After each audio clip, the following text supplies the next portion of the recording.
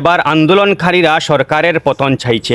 তারা চাইছে একদম ফ্রেশভাবে, একদম নতুনভাবে নির্বাচন অনুষ্ঠিত করা হোক এবং এই নির্বাচনে তারা সরকার চুজ করবে, তারা সরকারকে নির্বাচন করবে এবং নতুন সরকার হবে দুর্নীতিমুক্ত। টানা ৪২ দিন ধরে আন্দোলন চলছে। দেশের প্রত্যেকটা মানুষ, সব জাতি একত্র হয়ে সরকারের বিরুদ্ধে এই আন্দোলন করছে। আর আপনারা জানেন যে সরকার বিরোধী আন্দোলন যখন হয় বা যখন দেশের মানুষ একত্র হয়ে আন্দোলন অনুষ্ঠিত করে, তখন কিন্তু তারা সরকারের পতনই চায় এবং চায় তারা যেন একটি নতুন সরকার গঠন করে, তারা যেন একটি নতুন সরকার পছন্দ করে, নতুন সরকার নির্বাচন করে এবং যে সরকারটি দেশের স্বার্থে কাজ করবে, দেশের পরিবেশের স্বার্থে কাজ করবে, দেশের দুর্নীতির বিরুদ্ধে কাজ করবে, এরকম দাবি সাধারণত তাদের থাকে। আমরা দেখেছি, বাংলাদেশে দেখেছি, আমরা নেপালে দেখেছি, আমরা শ্রীলঙ্কায় দেখেছি, এরকম দাবি তাদের থাকে। আপনারা দেখতে পাচ্ছেন যে আন্দোলন চলছে, লাগাতার আন্দোলন চলছে।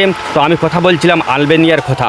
আলবেনিয়ায় লাগাতার ৪২ দিন ধরে আন্দোলন চলছে এবং এই আন্দোলনে মানুষ একত্র হয়ে গেছে। যারা বিরোধী ছিল তারাও একত্র হয়ে গেছে। সরকার বিরোধী আন্দোলনে সব মানুষ দলমত নির্বিশেষে আন্দোলনে সামিল হয়েছে। আন্দোলনের প্রধান উদ্দেশ্য হচ্ছে সরকারের পতন এবং নির্বাচিত সরকার যেন তাদের হয়, দেশের হয়ে কাজ করে, দেশের স্বার্থে কাজ করে।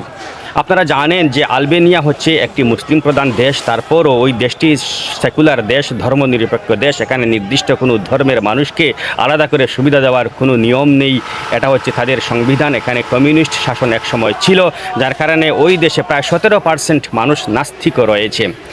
দেখুন, এত উন্নত এবং সচেতন মানুষ তারা এবার আন্দোলনে সামিল হয়েছে, সরকার বিরোধী আন্দোলনে সামিল হয়েছে। ৪২ দিন ধরে সরকার বিরোধী আন্দোলন চলছে। আলবেনিয়ার প্রেসিডেন্ট এডি রামার বিরুদ্ধে মূলত এই আন্দোলন। কেন এই আন্দোলনে উঠে এসেছে সাম্রাজ্যবাদী শক্তির বিরুদ্ধে একটি একত্র বা ঐক্যবদ্ধ কণ্ঠের আওয়াজ ধ্বনিত হচ্ছে আলবেনিয়ার আকাশে বাতাসে। আপনারা দেখতে পাচ্ছেন যে মার্কিন প্রেসিডেন্ট ডোনাল্ড ট্রাম্পের জামাতা এবং তার মেয়ে ইভাঙ্কা ট্রাম্পের একটি বড় প্রকল্পের বিরুদ্ধে মূলত এই আন্দোলন। তারা লাগাতার আন্দোলন করে চলেছে। তারা সংসদ অভিযান সম্পন্ন করেছে, ওখানেও সংসদের বাইরে তারা আন্দোলন করছে।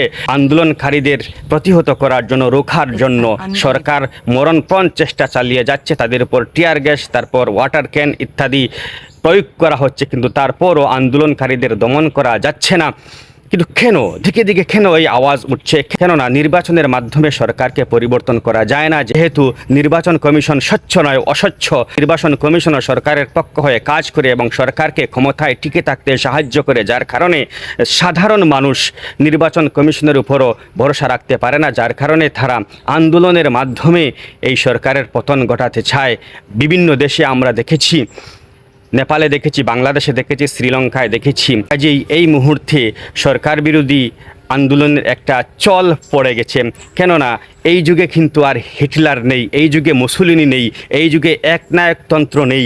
একনায়কতন্ত্র আছে, স্বৈরাচার আছে, কিন্তু এই যুগের স্বৈরাচারকে বা এই যুগের স্বৈরাচারী শাসককেও নির্বাচন করতে হয়। নির্বাচন না করলে ওই যুগের স্বৈরাচারীর সঙ্গে তাকে তুলনা করা হবে, যার কারণে নির্বাচন অনুষ্ঠিত করা হয়। কিন্তু নির্বাচনের মধ্যেও কিন্তু স্বৈরাচারিতা লুকিয়ে থাকে। নির্বাচন কমিশনকে পকেটস্থ করে নেয় সরকার, যার কারণে নির্বাচনের মাধ্যমে, সাধারণ বা স্বাভাবিক নির্বাচনের মাধ্যমে কোনো সরকারের পতন ঘটানো যায় না। এটা সাধারণ মানুষ ভালো করে বুঝতে পারছে, যার কারণে মানুষ রাস্তায় নেমে আসছে। মানুষ নির্বাচন কমিশনও বিশ্বাস করতে পারে না, মানুষ দেশের সুপ্রিম কোর্টকেও বিশ্বাস করতে পারে না, যার কারণে মানুষ আন্দোলনের পথকে বেছে নেয়। এবং সেটা আমরা চোখের সামনে দেখতে পাচ্ছি, চোখের সামনে। বাংলাদেশে দেখেছি, নেপালে দেখেছি, শ্রীলঙ্কায় দেখেছি, এবার আলবেনিয়ায় আমরা দেখতে পাচ্ছি, অন্যান্য দেশেও আমরা দেখতে পাচ্ছি। আলবেনিয়ার অবস্থা কী হয় সেটা আমরা দেখতে পাবো। ধন্যবাদ।